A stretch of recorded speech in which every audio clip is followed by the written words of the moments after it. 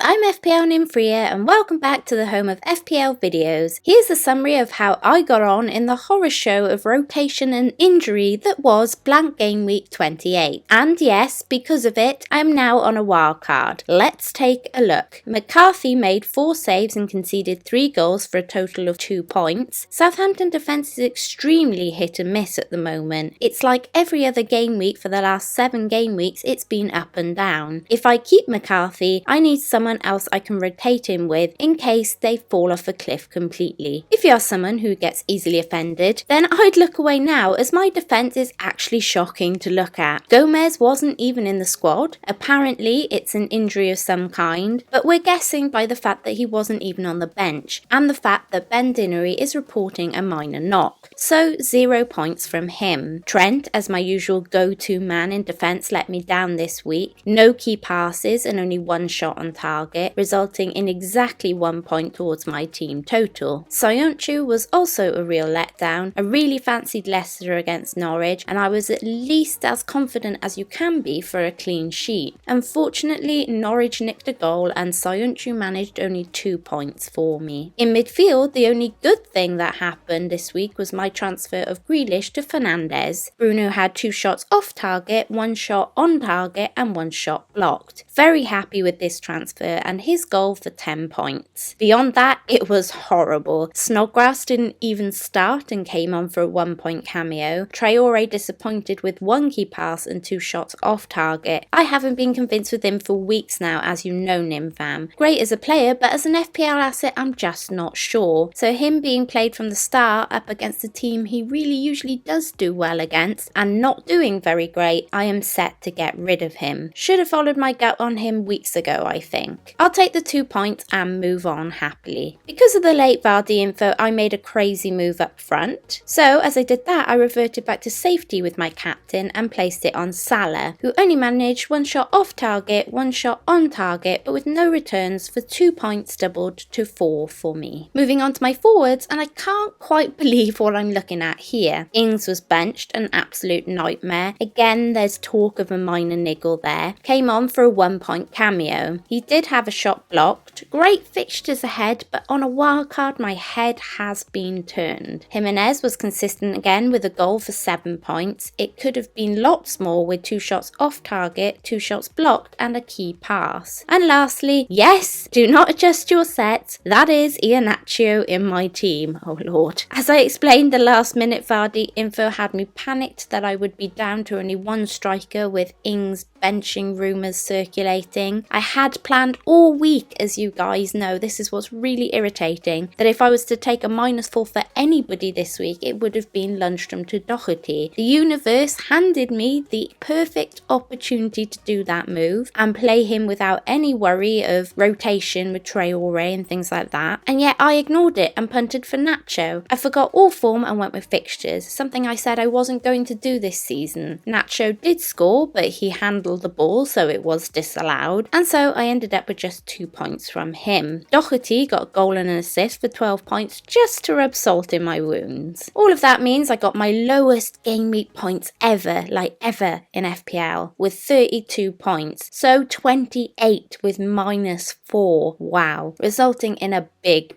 red arrow this week, leaving me on an OR of 438,242. At this point, I've lost all fun in the game, and with it, a lack of botherness, to be honest. The only thing that keeps me going is making this video, and the only thing I could even try and think of to do, and to try and make things better and enjoy things a little again, is to wildcard. I think after 8 reds, and hopefully some good info this week, it's time.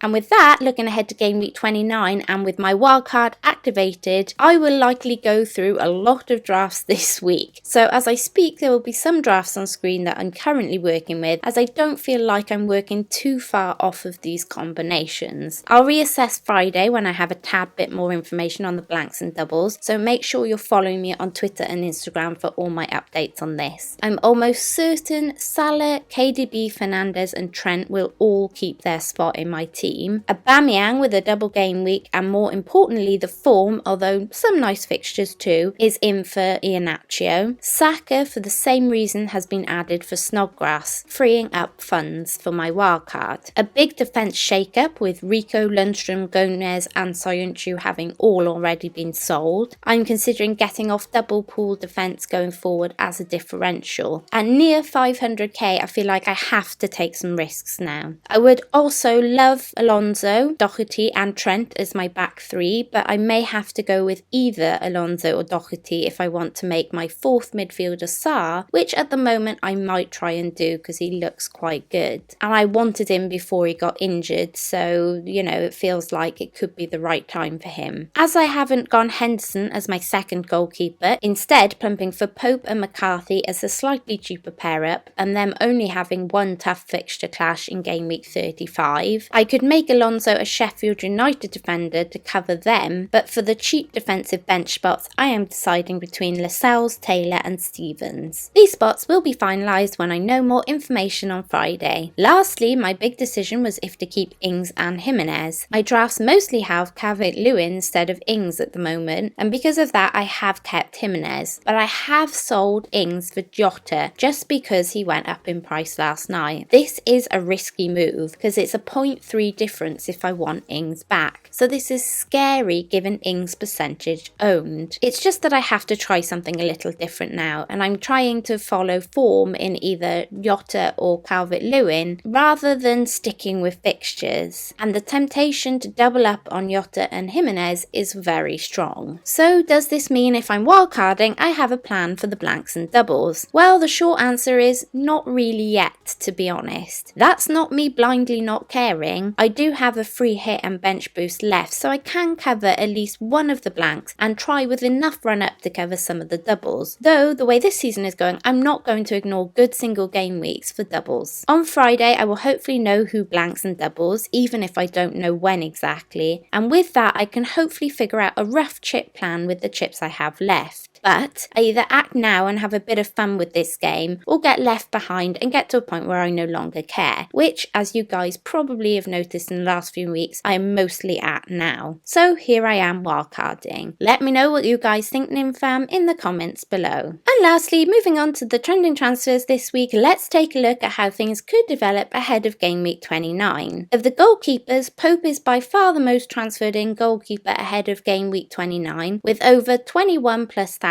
purchases. Henderson is the next most transferred in goalkeeper, but nowhere near Pope with just 9,000+ buys. Ryan is the goalkeeper most making way this week with 14,000+ sales. And Schmeichel is the next highest sold, but again nowhere near as close to Ryan with 6,000+ managers getting rid. In defence, Lundstrom is the trendiest defender out this week with over 26,000+ managers getting rid of the Lord. Kelly of Crystal Palace and Gomez of Liverpool are giving the Lord a run for his money to be the trendiest out this week, with both of them having over 17,000 sales. Doherty is back and FPL managers are not hanging about with getting him in, as 52,000 of you jump aboard the Wolves man. Alonso is also picking up pace as one of the most transferred in defenders this week with 39,000+ purchases. In midfield, FPL managers have flocked to the new Man United arrival as he picks up 117,000+ purchases. A first start from Sarr after injury and him getting 2 goals and an assist to end Liverpool's unbeaten run has FPL managers' attention, with over 52,000+ managers having plumped for the Watford man already. Traore is the most transferred out midfielder this week with over 55,000 sales. Martial is close to the top spot though, with 43,000+ managers having got rid of the United man ahead of game week 29. Up front, Vardy continues to be sold on by the vast majority of managers, with 195,000+ managers selling on the leading FPL striker. Abraham's injury has seen FPL managers sell on the Chelsea man, making him the second most transferred out this week with over 97,000+ sales. Aubameyang is the trendiest player in by far this week with over 149,000+ purchases, and Jota is picking up pace as 93,000+ managers pick up the Wolves man who got a goal and an assist against Spurs. And that's it, you guys. Thanks for watching. Please feel free to check out my sponsors, fantasyfootballfix.com. And before you go, please don't forget to like, subscribe and hit that notification bell. Oh, and please wish me all the luck in the world for green arrows this week on my wildcard. Until next time, Nymfria out.